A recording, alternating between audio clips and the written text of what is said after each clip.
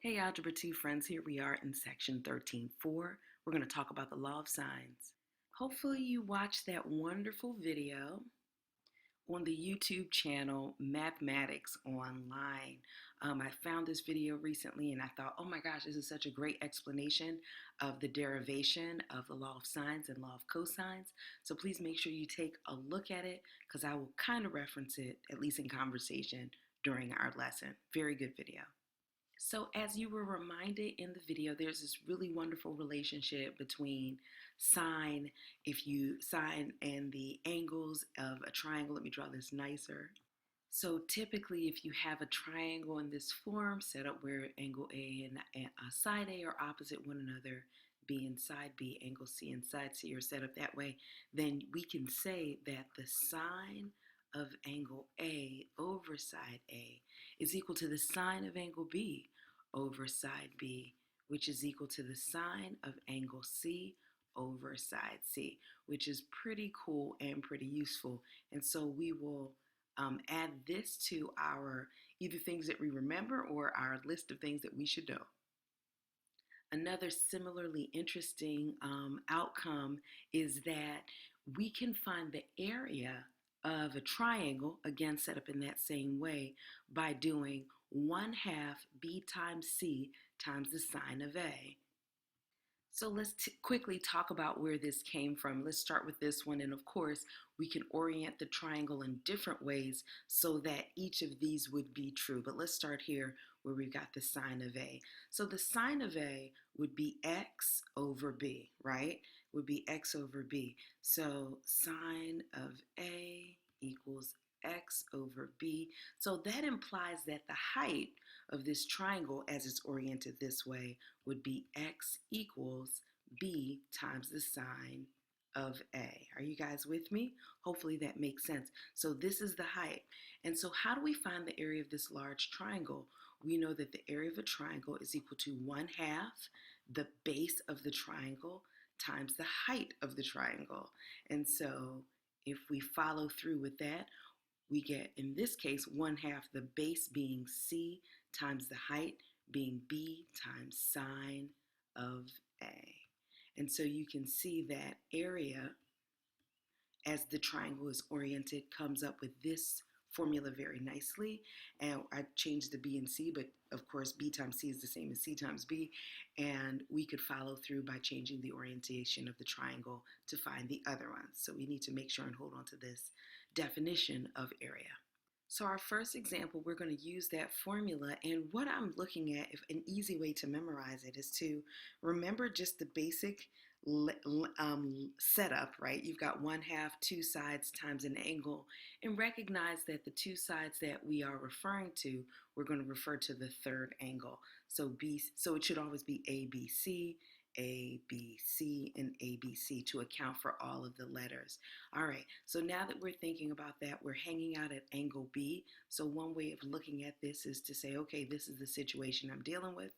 So the area is going to be 1/2. Unfortunately, they gave us the lengths of the other two sides. 6 times 5 times the sine of angle B, which is 112 degrees. With a little bit of calculator work, we can get that, well, this is going to be 15 times the sine of 112.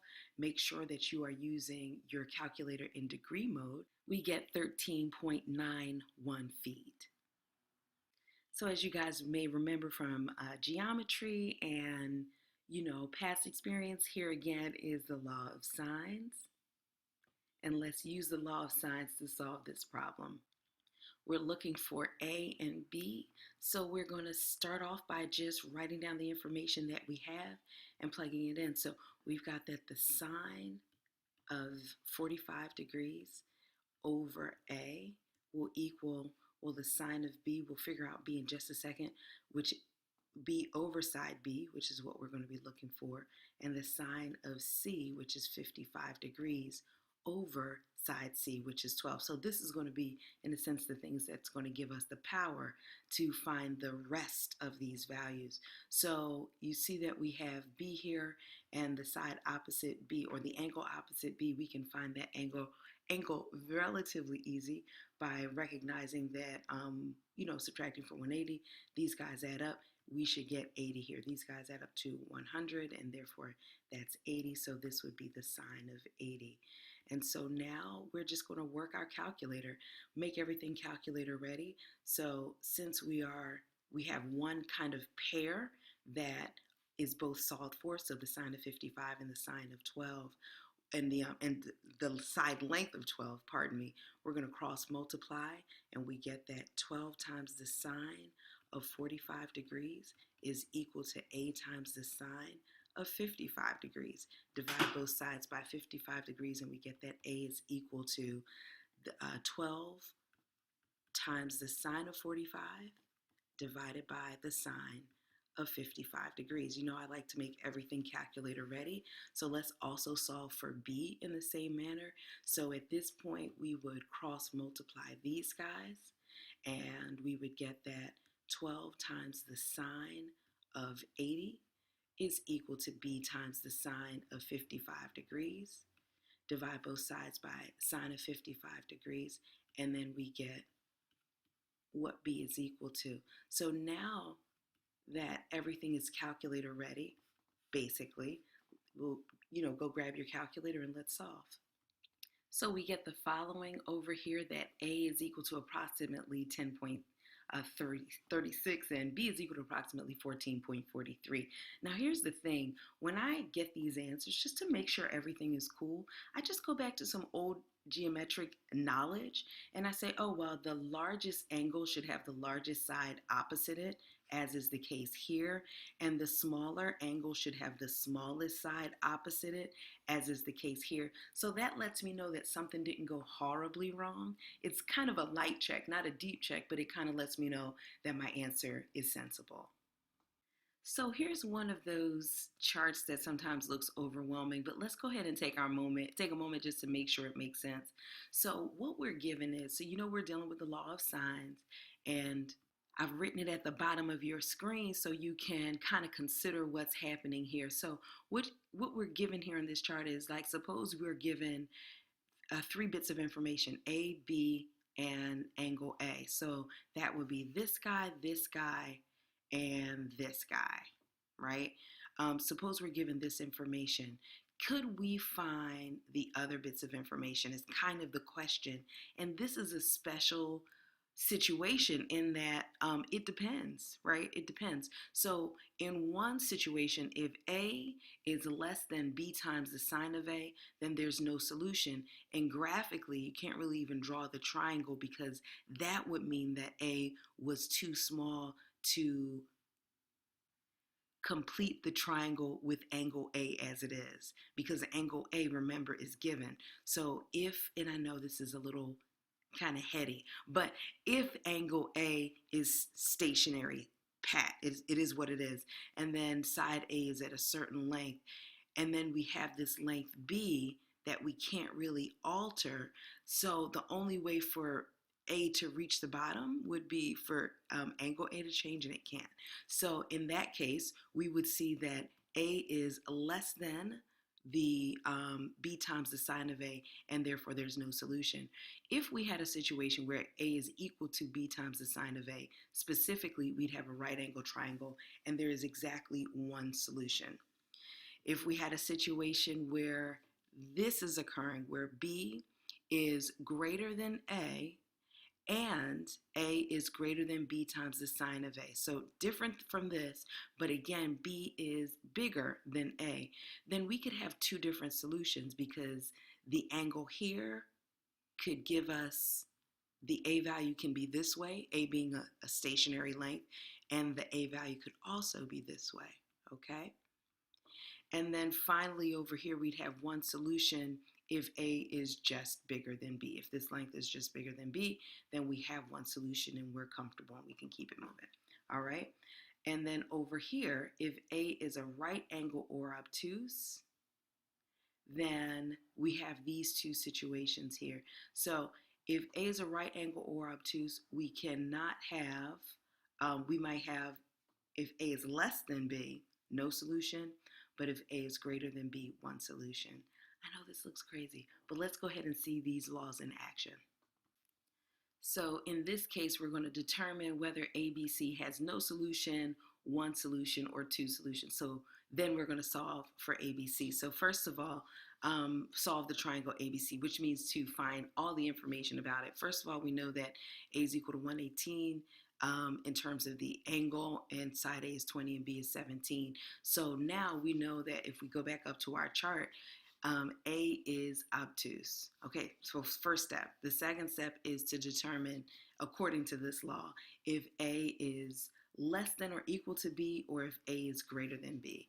So in our case here, A is greater than B, so we know that we have one solution. So now that we have one solution, it's going to work out. We're going to now apply the law of signs. So I drew my picture, putting the correct information in there as much as I knew, wrote down law of signs, and now let's get started since we know all will be well. So we've got the sine of 118 degrees.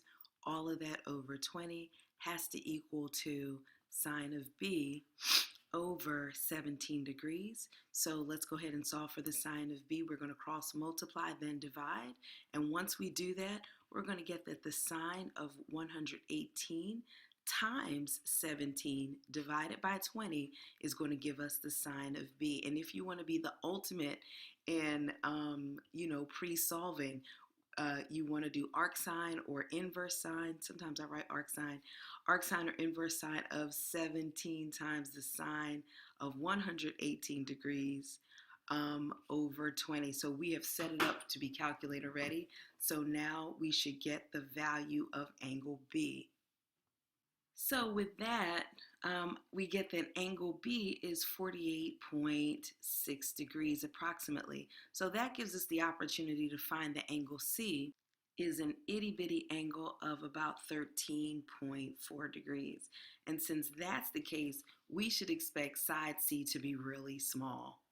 So again, we are applying this law of signs. Let me change the color here so we can see. And so now what I'm doing is I'm searching for C, and I'll do that by setting up this equation. When I cross multiply and then solve for side C, I'm going to get that 20 times the sine of 13.4 degrees is going to be equal to C times the sine of 118 degrees, and therefore I would divide both sides by the sine of 118 degrees to get that C is equal to 5.25. All right. So again, in this situation, we're given information about just a side A and angle A, and then we are also given information about one side of B. So that we realize is a special situation where we need to consult our chart. So first of all, we see that A is an acute angle, so we'll be looking at the acute side of the chart. So over here on the acute side of the chart, we need to determine the relationship between A and B times the sine of A. So the comparison of these two will give us some insight into the problem. So this is what we're going to do, use our calculator.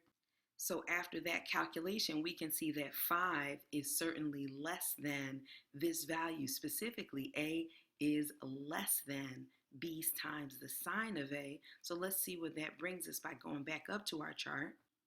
When A is less than B times the sine of A, as we have in our situation, we realize that there's no solution. And so that's how you can test to see if you'd even get a reasonable answer. So basically, the triangle is unsolvable. So I want to talk in detail about this next example, and I'm not going to have enough time, so I'm going to have to do it to us. Let's talk again. Let's meet in the second portion of this, and let's see what we can get done. Take care, guys. I'll see you soon.